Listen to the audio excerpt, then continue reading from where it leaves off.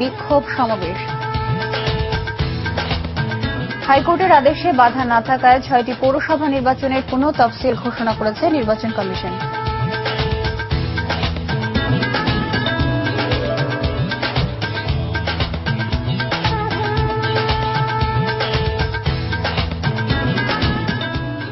আসসালামু আলাইকুম, ফারজানা ইসলাম আমন্ত্রণ জানাচ্ছি এনটিভির দেশের খবরে। একেএস টিএমটি বার শিরোনাম শুনছিলেন, এবার পুরো খবর।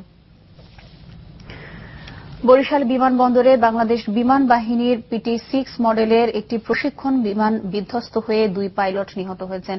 এরা হলেন স্কোয়াড্রন লিডার আশরাফ ও মাহমুদ। এদের বাড়ি কুমিল্লা ও গাজীপুরে। দুপুর 2টা 20 মিনিটে বরিশালের বাবুগঞ্জের রহমতপুর বিমানবন্দরে এই ঘটনা ঘটে।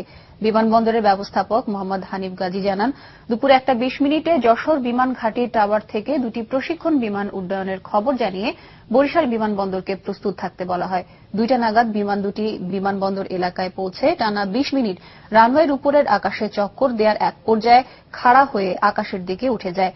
পরে সরাসরি নিচে নেমে পুনরায় উপরে ওঠার সময় একটি বিমান উঠে গেলেও অপরটি বিমানবন্দরের পশ্চিম পাশের কাছাকাছি গাছগাছালির উপর আছড়ে পড়ে।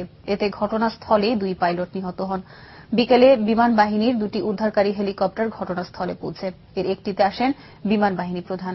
বর্তমানে পাইলটদের লাশ ঢাকায় আনার প্রস্তুতি চলছে।